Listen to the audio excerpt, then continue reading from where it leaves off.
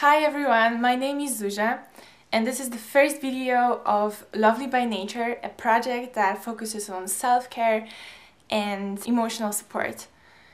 So today I want to talk about feeling sad for seemingly no reason. I wrote an article about it on my Tumblr with the answer for this question, but I also want to share my personal story with this question because there is quite a story to tell. So I used to feel sad every day, but that's not a problem because experiencing sadness along with lots of other emotions we experience every day is not a bad thing. It's actually completely natural and it's very healthy actually. And when I'm saying that I felt sad all the time, I really mean it, because it felt like the sadness was just a basic level underneath all the other emotions that I would experience during days. My struggle with constant sadness started when I was in middle school. It just felt like there was always something at the back of my head or something heavy inside of my chest. I even started saying that sadness is probably my natural state because I was just always left with it, regardless of the circumstances. I was thinking, my life doesn't suck that much. Other people don't seem to have this problem, so there must be something wrong with me feeling sad constantly for no particular reason. So as I said, the struggle started when I was in middle school and it kind of was continuing until the end of high school actually, so that's pretty much 6 years. But right now I'm free of this problem and it didn't go away just like this. I actually took actions that changed everything completely, but it was step by step. I didn't just wake up and decided, oh, I am done with this bullshit. So how did I find the answer for the question, why am I feeling sad for no reason? First of all, when I look at this question, it is filled with frustration. It doesn't feel like a question that is filled with empathy and patience and understanding. It's kind of like accusation. Why do you feel sad for no reason? Find a reason for yourself. Jesus Christ, don't be such a crybaby. It feels bad, doesn't it? So if you have this approach to yourself, it's quite easy to recognize that maybe there is something wrong with your relationship with sadness. And if you have such attitude to one emotion, then it might be possible that there is something similar with other emotions too.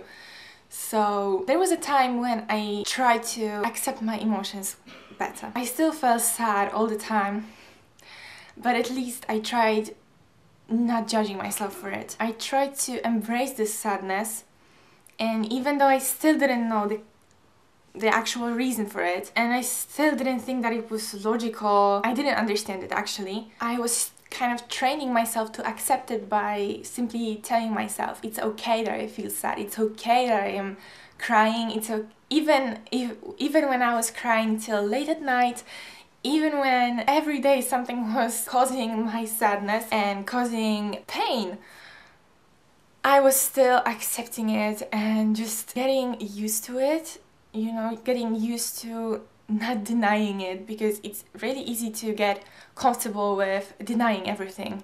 It really leads to very unhealthy thinking habits. I don't recommend. It's better to at least accept your emotions, which means admitting that they are real. And I didn't want to do it because I was ashamed of it. Because actually I thought that I shouldn't be sad. I shouldn't be sad because there is no reason for it. So it's like I was judging myself for being inaccurate, for having a happy life but not feeling happy about it.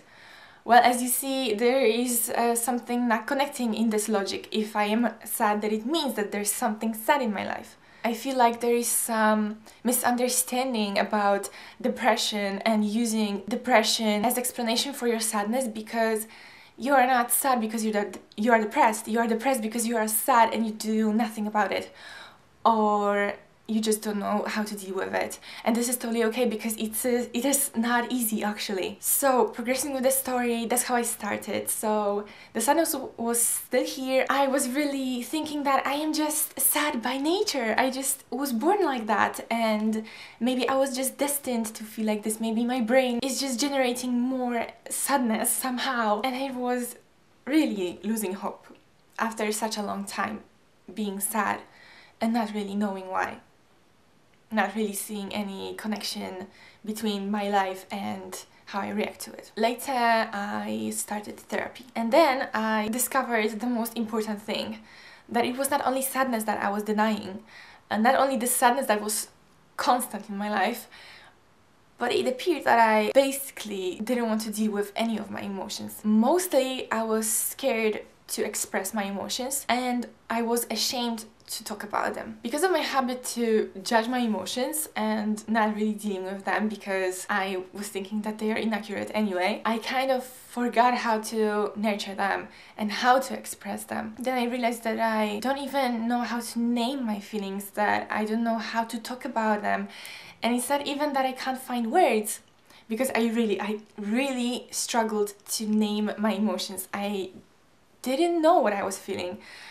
But it's not only that, I also was really ashamed to articulate what I was feeling. First, I was ashamed, and second, I was scared. All of this was making me very hesitant to even try. But after a while, I realized that expressing my emotions is not really for other people to see them, or to judge them, or to do anything with them, but it's really just for me to make myself feel better. Because honestly, every emotion that you feel is here for a reason. And this is very important that I'm saying that right now, because it's not possible to feel sad with no reason. You see, I was so sad all this time because I couldn't express this sadness, because I couldn't express anything. And I was thinking that this sadness was just natural for me, but that's actually the opposite. I was sad because I didn't let myself be natural. And you know, trying to come to terms with my emotionality was hard. Was really hard. That takes bravery, that takes overcoming your fears and overcoming shame. It all led me to a point where I finally can let my emotions guide me. So right now I can describe myself, my past self, as kind of emotion blind, because I was feeling a lot but I was not seeing it. I couldn't read the emotions. But right now I see it quite differently, but it's really something that I feel like I am learning, and I am kind of like writing this dictionary for myself, or instructions how to use the emotions that appear within me. So the notes that I have so far is that sadness is when something about my life is not cared about enough, that there is a lack of something and some need needs to be nurtured. I see sadness as this voice that tells me that, hey, you are forgetting about yourself. What about some Netflix night with hot chocolate and blanket around your shoulders? So I kind of see it like this. So sadness can be easily transformed into some kind of cozy feeling, you know, that you need to pat yourself on the head, that you need to slow down, you need to care for yourself with love, you know. Another note that I have is about anger. I feel like anger goes along with sadness, because anger really doesn't want sadness to hurt. I'm kind of impersonating those emotions, but anger is a bodyguard of sadness. I think I saw it somewhere, this quote, I think I saw it on Tumblr. And it's true, to me at least. I am only angry when there's a possibility that I will be hurt. And you know, I used to be really afraid of anger. I used to be terrified that if I am too angry, it might end with something terrible. I was thinking that anger ruins everything. But right now I totally don't see it like this. Anger doesn't ruin, it actually tries to protect what is already built. Right now when I am angry, I am standing by my anger side, because I noticed that if I don't let anger protect me, then I end up sad and feeling like, yeah, there is no one by my side. And there is really no one by my side, because even I am not on my side. which now I feel like is unacceptable. You always have to be by your side. You always have to protect yourself because nobody else will do it. You can't really expect other people to always be nice to you and always know what to do for you to not hurt you. You need to be your own guard. You know, you need to watch over yourself. So anger is allowing you to do so. Next, something that I learned about guilt and shame, that they are useless. They are very, very useless, because I feel like both of those emotions come from the outside. That those emotions are the voice of all the people that have expectations about you. And I used to follow guilt and shame pretty much often, very often. And I was using it to decide on my university, on quite important decisions about my life.